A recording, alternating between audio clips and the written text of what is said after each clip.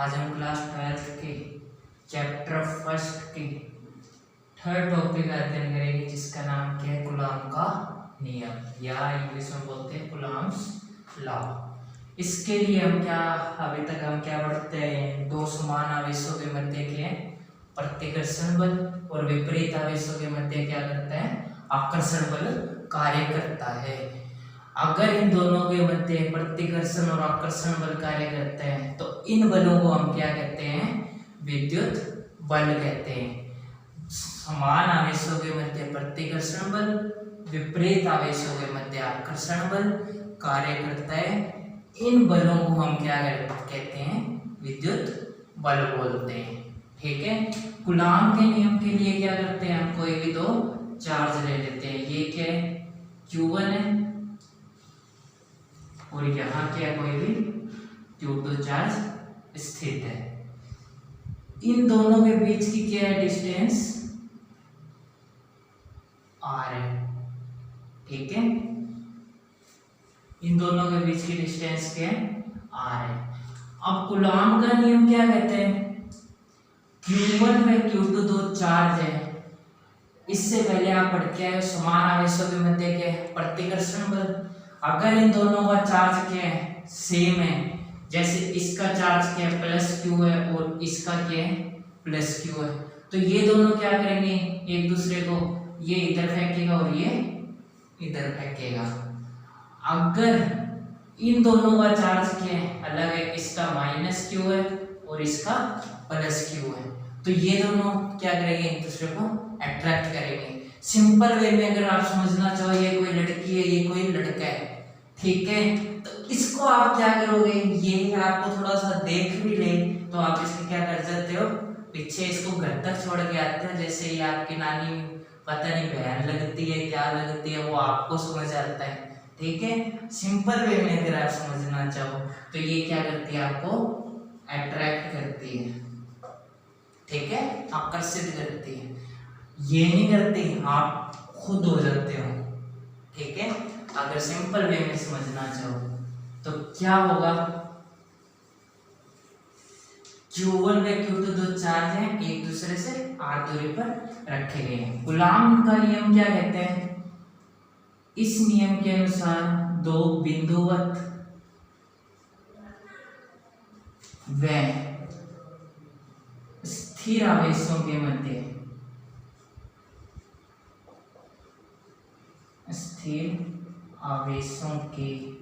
मध्य कार्यरत विद्युत बल, जो कि क्या, आकर्षण या प्रतिकर्षण बल, कोई सा भी हो सकता है। दो बिंदुवत व स्थिर आवेशों के मध्य कार्यरत विद्युत बल दोनों आवेशों के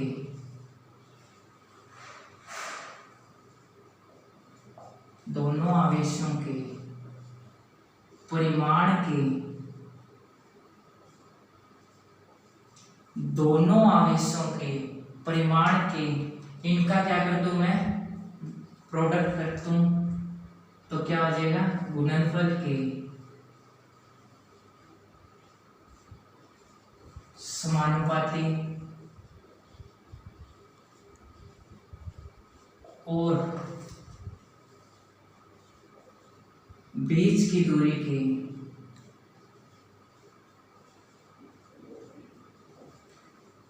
वर्ग के व्युत्क्रमानुपाती होता है।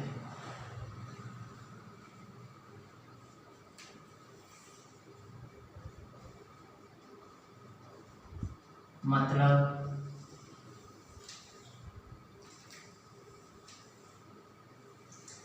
दो बिंदुवत व स्थिर आवेशों के मध्य, मतलब पॉइंट चार्ज का मतलब यहाँ क्या है, बिंदुवत आवेश का मतलब क्या है, बिंदुवत आवेश का मतलब क्या होता है, क्या इसकी डेफिनेशन होती है। इसका मतलब क्या है, कोई भी दो चार्ज है, इन दोनों चार्जों की जो दो आवेशित पिंडों की विमाएं उनके बीच की दूरी की तुलना में क्या रहे, नगण्य रहे। मतलब इसकी जो डायमेंशन आएगी वो इसकी दूरी की तुलना में क्या हो, नेग्लिजिबल हो। जीरो नहीं कह सकते हम, लेकिन इसके बीच की दूरी की तुलना में क्या हो, नेग्लिजिबल हो, तो उसको हम क्या बोलेंगे, पॉइंट चार्ज या बिंदुवत आवेश। तो क्या है, इनके मध्य कार्यरत विद्युत बल दोनों आवेशों के परिमाण के गुणनफल के समानुपाती, उनकी बीच की दूरी के वर्ग के व्युत्क्रमानुपाती। मतलब फोर्स क्या होता है, किसके दो चार्ज है हमारे पास Q1 और Q2, इसके तो क्या होगा, गुणनफल के समानुपाती। इसको आप एक और तरीके से समझ सकते हो, आपने 11th में भी एक चीज पढ़ी थी, ग्रेविटेशन फोर्स नाम का एक चैप्टर था, उसमें क्या लेते थे आप, दो मास, ठीक है, इनके बीच की डिस्टेंस क्या होती थी, r होती थी, अगर कुछ याद आ रहा हो तो वहां क्या था, फोर्स किसके समानुपाती होता था, m1 m2 के, और फोर्स व्युत्क्रमानुपाती किसके होता था, 1/r² की। मतलब दूरी अगर बढ़ेगी तो फोर्स कम होगा, दूरी कम होगी तो फोर्स ज्यादा होगा, ठीक है, ये चीज आपने पढ़ी हुई है। वैसे क्या है, Q1 में Q2 चार्ज है, इनका अगर हम गुणनफल करेंगे तो ये क्या आ जाएगा, फोर्स के समानुपाती, परिमाण के गुणनफल के समानुपाती। अब बीच में क्या है, r डिस्टेंस है, इसके क्या आएगा, बीच की दूरी के वर्ग के व्युत्क्रमानुपाती होता है। मतलब व्युत्क्रमानुपाती का मतलब 1/r², ठीक है, f समानुपात, f व्युत्क्रमानुपाती 1/r²। वहां पे क्या करते थे, समीकरण 1 और 2 मान के इसको क्या करते थे, m1 m2 r²। यहाँ क्या करोगे, 1 व 2 से Q1 Q2 r², कुछ भी अलग है, यहाँ सिर्फ हम चार्ज की बात कर रहे हैं, यहाँ हम मास की बात कर रहे हैं, द्रव्यमान की बात कर रहे हैं। इस समानुपाती के निशान को हटाओगे, क्या आएगा, G m1 m2 कोण में r²। G क्या था वहां पे, ग्रेविटेशन फोर्स, यहाँ क्या आ जाएगा, F समानुपाती का निशान हटाओगे, क्या नियतांक आएगा, 1/4 pi epsilon not Q1 Q2 r²। कोई फिक्स नियतांक नहीं है, इसकी जगह हम K भी यूज करते हैं और एप्सिलॉन भी यूज करते हैं। लेकिन ये जो इसको क्या बोलते हैं, ये जो बीच में अजीब सी चीज दिख रही है, ई के पैरों में 0, इसको हम क्या बोलते हैं, एप्सिलॉन 0 या एप्सिलॉन नॉट, ठीक है, epsilon not 1/4 pi epsilon naught. Epsilon naught की जो वैल्यू है वो क्या होती है, 8.85 इंटू 10⁻⁻12। अब ये जो इसकी वैल्यू होती है एप्सिलॉन नॉट की, इसके लिए जो हम क्या करते हैं, एप्सिलॉन नॉट की वैल्यू ये है, इसका आगे क्या होता है, मात्रक होता है। मात्रक निकालने के लिए हम क्या करते हैं,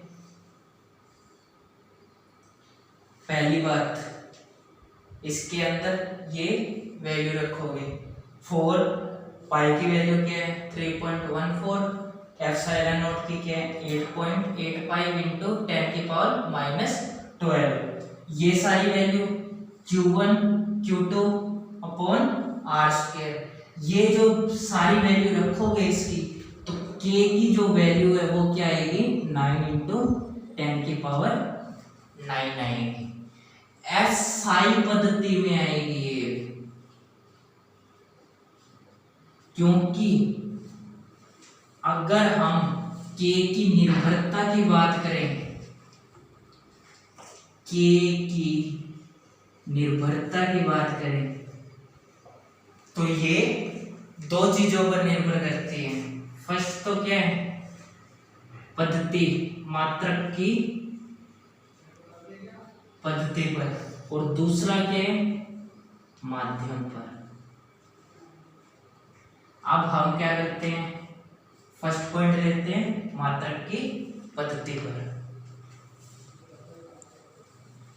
इसको मैं इरेज कर रहा हूं। फर्स्ट पॉइंट क्या है, मात्रक के लिए सबसे पहले क्या करेंगे हम, एसआई पद्धति में मात्रक क्या था formula, F is equal to k Q1 Q2 upon R square. तो यहां से क्या आ जाएगा, K की value F R square upon Q1 Q2।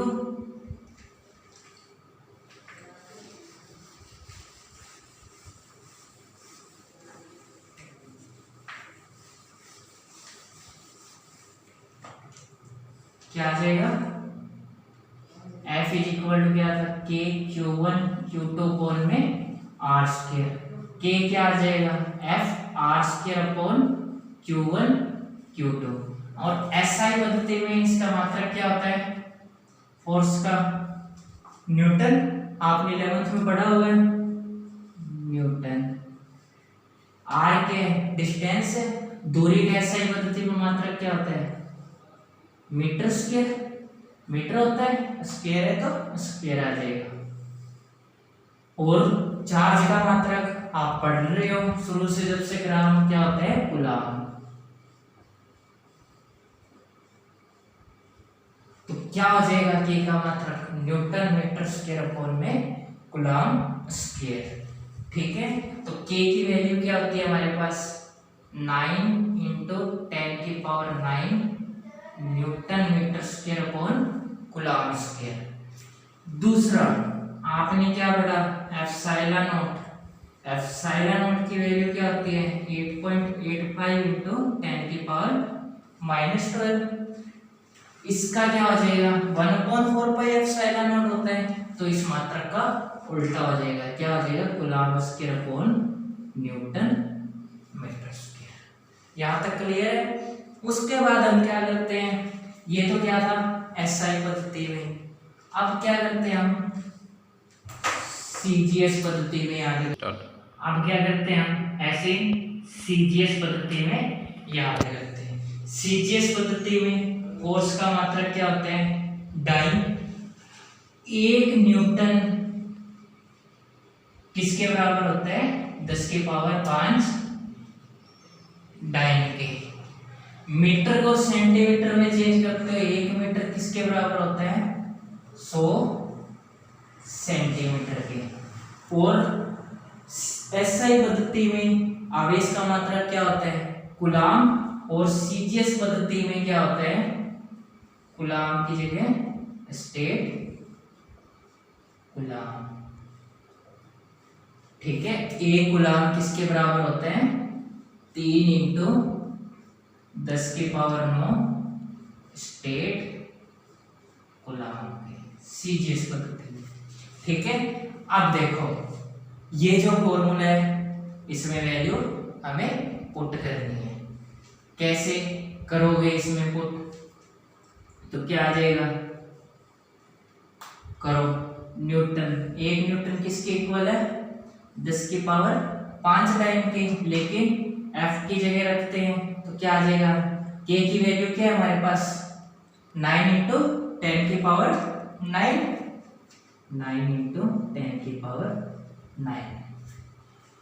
Multiply.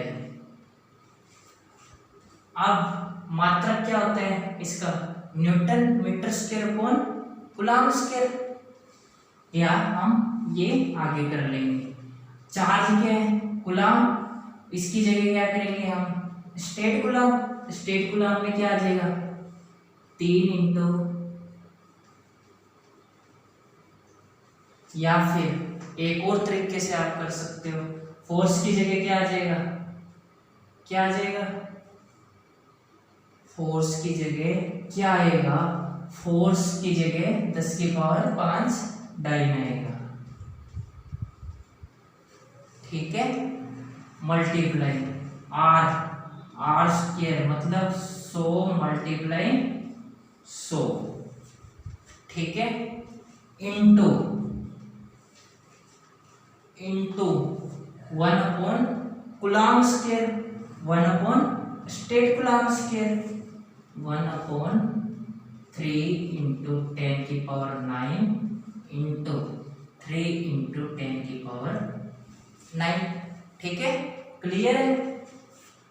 3 3 जा 9 कैंसिल।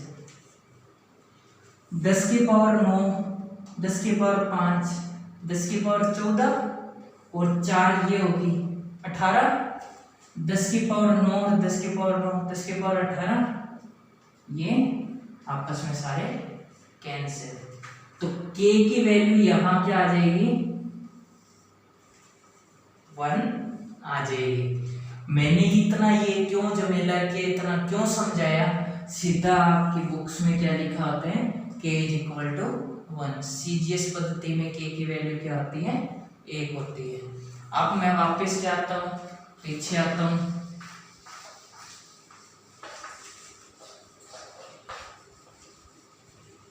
क्या होगा? f = वैल्यू क्या थी? k q1 q2 कौन r स्क्वायर आया था समीकरण 1 में।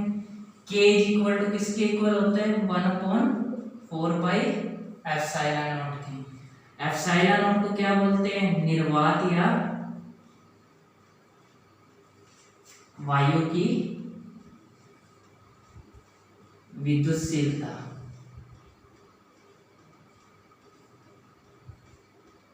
ठीक है, उसके बाद ये वैल्यू इस इक्वेशन में रख दोगे, क्या आ जाएगा? 1/4 pi epsilon not q1 q2 r square. अब हम क्या करते हैं? तो इसको किसी माध्यम में रख दें। माध्यम मतलब जहां क्या हो? हवा ना हो या हवा हो, हवा हो। ठीक है, माध्यम का मतलब क्या होगा? हवा है उसके पास। अब यदि किसी माध्यम में रख दिया जाए,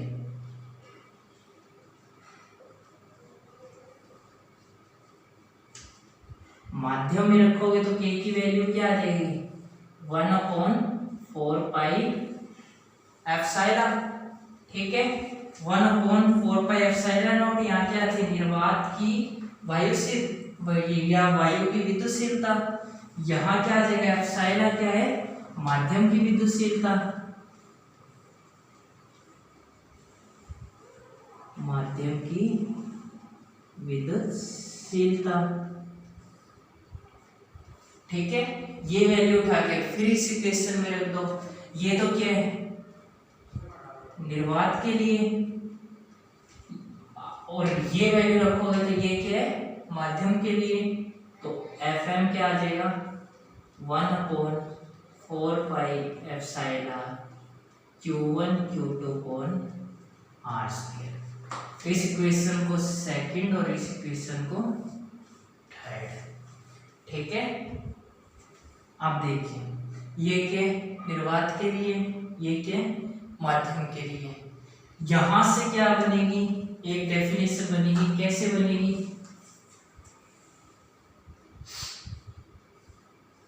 एप्सिलॉन r = एप्सिलॉन नॉट। कैसे बनेगी ये डेफिनेशन? f निर्वात बटे f माध्यम, क्या हो जाएगा? f निर्वात बटे f माध्यम। वे तो दोनों का एक दूसरे में भाग क्या होगा? 1/4 pi epsilon q1 q2 r square upon Fm के 1/4 pi epsilon q1 q2 r square. 1/4 pi epsilon q1 q2 r square लगभग कैंसिल हो जाएगा। क्या बचेगा? F निर्वात बटे F माध्यम =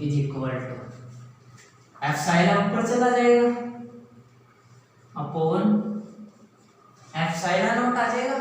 बाकी सारी टर्म तो कैंसिल हो जाएगी, ठीक है। Epsilon upon epsilon is equal to, ये किसके इक्वल होता है, एप्सिलॉन आर के इक्वल होता है।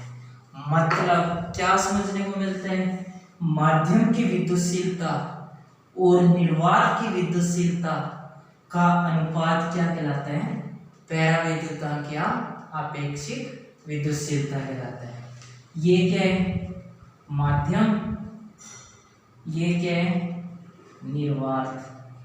इसका जब आप आपस में रेशियो करोगे तो वो किसके इक्वल आएगा, परावैद्युतांक या आपेक्षिक विद्युतशीलता के इक्वल आएगा। मतलब क्या आ जाएगा,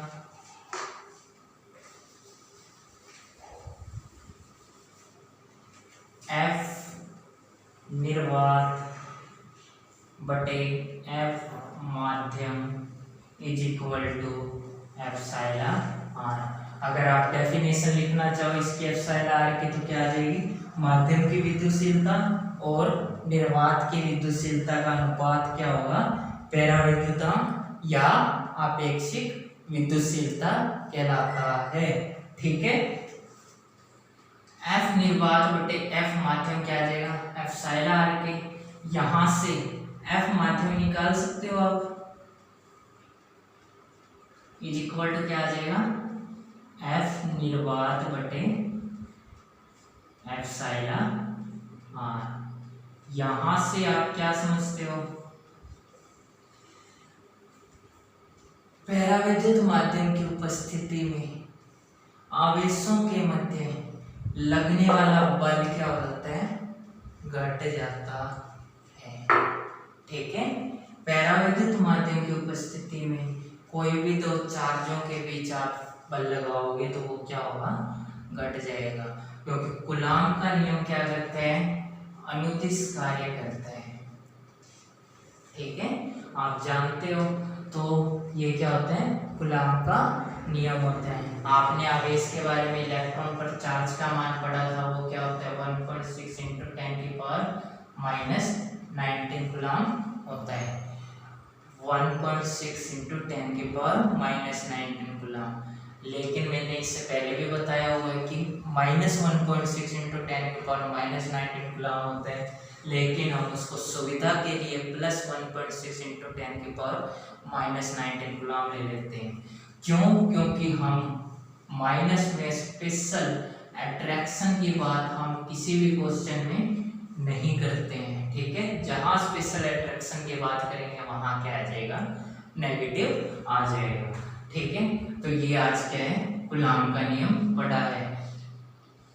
अगर आप और इसको पढ़ना चाहो तो परावैद्युत माध्यम की उपस्थिति में आवेशों के मध्य, चार्जेस के मध्य, दो चार्जेस हैं, इनके मध्य लगने वाला बल क्या होगा, घट जाएगा।